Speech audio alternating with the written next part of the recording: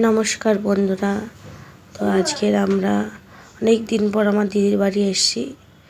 তো দিদির বাড়িতে আসার উদ্দেশ্য একটাই, ছেলে সকাল থেকে খুব বায়না করছিল যে মামুন বাড়ি যাব, মামুন বাড়ি যাব। তো চলে এসেছি, ও কাঁদছিল বলে খুব। তো এসেই খেলা শুরু হয়ে গেছে, দিদির শোকেস থেকে যত খেলনা বের করে নিয়ে খেলা শুরু হয়ে গেছে। দিদি ওর সাথে খেলছে। দিদি অ্যাকচুয়ালি খুব ভালোবাসে আমার ছেলেকে, তো ও থাকতে খুব ভালোবাসে দিদির কাছে। আর দিদির বাড়িটা পুরো দেখো, ভেতরটা পুরো দেখে না, ঢুকতে দিদির বাড়িটা এরকম পড়ে। দিদি জামা কাপড় মিলছে, এই যে দিদিদের এটা একটা উঠোন, ছোট্ট একটা উঠোন।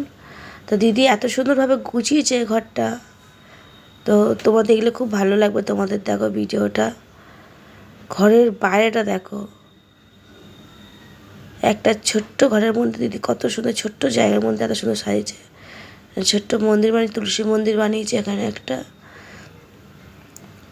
আর চারিদিকে ফুল গাছ লাগিয়ে দিয়েছে। এই সাইডটাও রয়েছে, অনেক গাছ ছিল, দিদি ছিল না। কালী পুজোয় মায়ের বাড়ি গিয়েছিল, সব দেখে জল ফল দেয়নি, তো মরে গেছে, গাছে শুকিয়ে গেছে। তো দিদি এটা লক্ষ্মী পুজোয় আলপনাটা দিয়েছিল।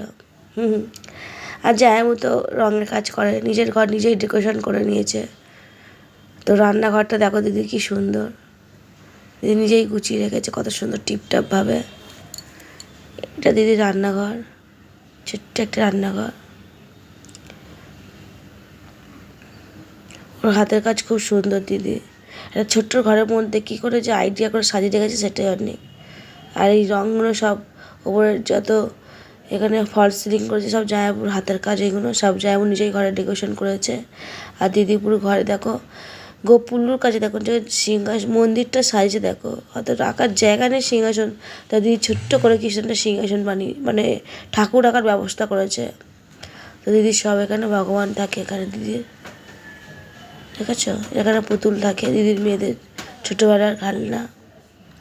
এইটা দিদি হাতে বানিয়েছে, এই শোকেসের ঝালনটা। তো নিজের হাতে কত সুন্দর ঝালন বানিয়েছে, জামা কেটে, ওর মেয়ের জামা কেটে এত সুন্দর বানিয়েছে। তো এখানে এসে তোমাদের খুব ভালোই লাগবে। একটু গ্রাম গ্রাম তো আমি বেশি ঘুরতে পারিনি।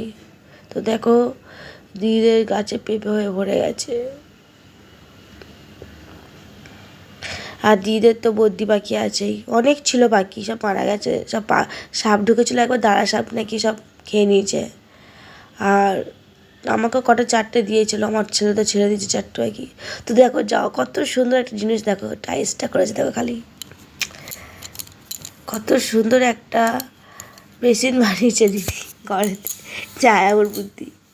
আর মাতারার মুখটা দেখেছো কত সুন্দর, কত কিউট, জল জল করছে, বলছে মা যেন এক্ষুনি জেগে রয়েছে, এক দৃষ্টি দেখছে আমাদের দিকে। তো সন্ধ্যের টিফিন হচ্ছে আমাদের এখন চা বিস্কুট। তো আমার মেয়ে দেখো চা খাচ্ছে বলে লজ্জা পাচ্ছে, মুখটা দেখাচ্ছে না। চা খাবে আবার লজ্জাও পাবে। আর আমার তো দুষ্ট ছোটো সবসময় সাইডে সাইডে ঘোরে, ওকে দেখতেই পারবে তোমরা এক্ষুনি, এই যে চলে এসছে।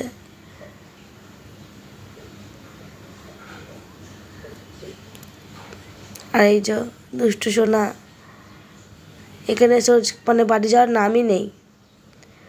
তো মুড়ি দিয়েছি আমার হাজব্যান্ডকে, ও মুড়ি খাচ্ছে একটু বসে বসে। মুড়ি টুড়ি খেয়ে যাবো, সাথে আবার বাজারে গেছিলো রাত্রিরে, এটা তোলা হয়নি। রাত্রিরে আবার বাজার করে নিয়ে এসে, যেহেতু আমরা খেয়ে দিয়ে এসেছিলাম রাত্রিরে।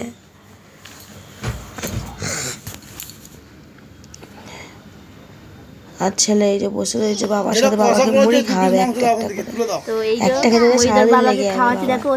আমার ছেলে আমাকে বলছিল মা তুমি খাবে, আমি বলছি না বাবা আমি খাবো না, তুমি খাও। সারাদিন